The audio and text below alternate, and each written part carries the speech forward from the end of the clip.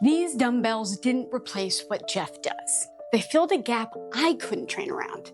Jeff's training didn't change. Mine did.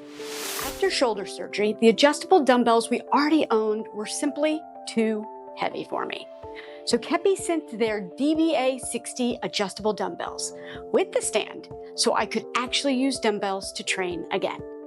They solved a very real problem for me.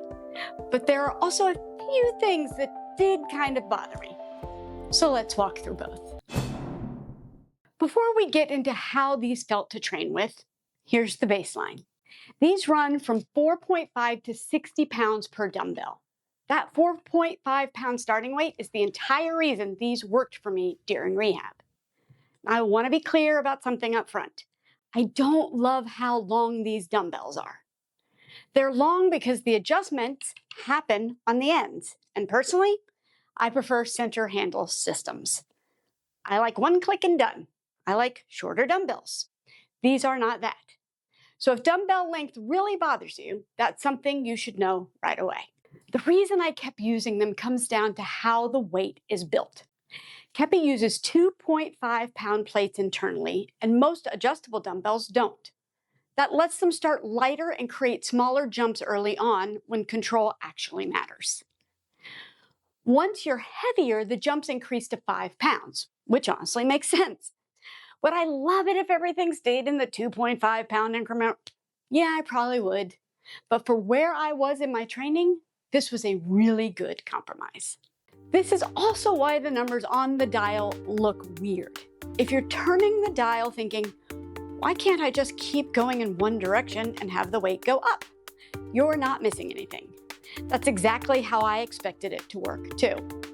These aren't clean weight jumps. Each number is a preset stack of plates. The dial isn't counting weight like a clock, it's telling the dumbbell which group of plates to grab from the tray. Quick clarification, because this part confused me at first. When I say 60 shows up on both ends, I don't mean both dials on the dumbbell. I mean on each individual dial, there's a 60 at the midpoint in each direction. That setting grabs every plate. That duplication helps a little, but it doesn't fix what frustrated me. Because the plates inside are grouped unevenly, you can't just turn the dial one direction and move through the weights in order. If you want to go sequentially, you either keep turning until you eventually hit the weight you want, or you reverse direction and click back until you get there. For example, if you're at 11 pounds and want to get to 16.5, which is the next sequential weight up, depending on which way you turn, you might have to just keep spinning or go back. It works, it's not broken, it's intentional, but it's not smooth or intuitive. And this is one of the spots where I really miss the center handle systems. Keppi also sent the stand, and I'll be honest, I really appreciated it. I like for everything, including equipment, to have a home. And I hate picking up heavy weight off the floor.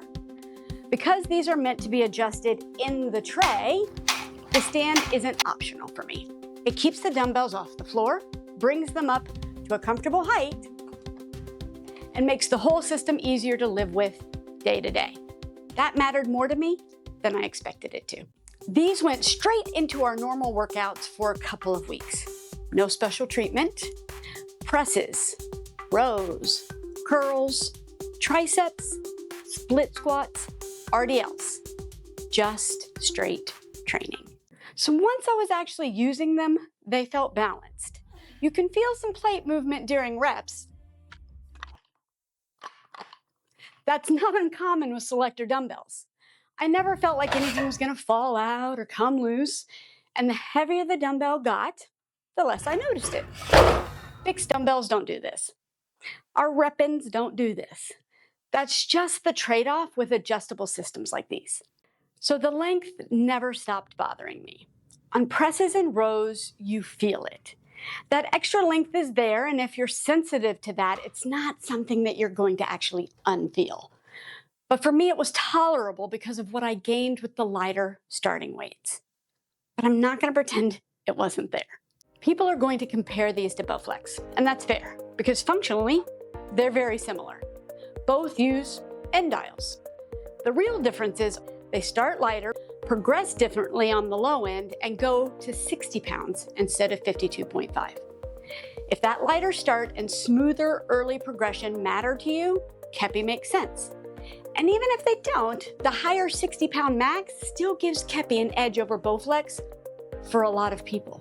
Let's talk about cost, because price matters and it also needs a little bit of context. As of right now, on Keppi's official site, the DBA60 pair is listed at about $380 for the dumbbells alone, which is what you'll see if you use our link below. The stand is a separate purchase, so if you want the full setup, you're paying for more than just the dumbbells. Now zooming out a bit, adjustable dumbbells in general are all over the place price-wise. Basic adjustable sets can be under 100, but they usually max out light and use slower old-school adjustments. Most popular selector dial systems like the Bowflex or similar models from Nordic Track tend to live in that $350 to $450 range for just the dumbbells alone. Once you move into more premium systems with higher weight capacity or more durable builds like Power Block or Iron Master, prices often climb into the $400s or the $800 plus range. One thing worth noting here is that our code PAIRED takes an additional 10% off the Keppi price, which can move it meaningfully below some of those other selector systems. So price-wise, Keppi sits pretty squarely in that mid-range selector category. And whether that makes sense really depends on what you need and how you train. And this is really the reason someone would choose these over a lot of similar adjustable dumbbells. Most adjustable systems simply don't start this light. If having true low-end weight matters to you, your options narrow pretty quickly.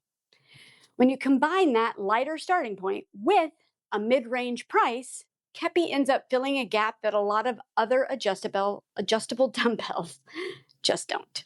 These aren't for someone who wants fixed dumbbells or instant center handle adjustments. They're for people whose training is changing, who need lighter starting weights, or who choose adjustable dumbbells because they don't want a full rack taking over their space. For where my training is right now, they made perfect sense for me. If you're shopping for adjustable dumbbells, don't just look at the max weight. Look at where they start and how they fit the way you actually train. If this helped, we do have an affiliate link below, and you can use code PAIRED if you decide to go that route.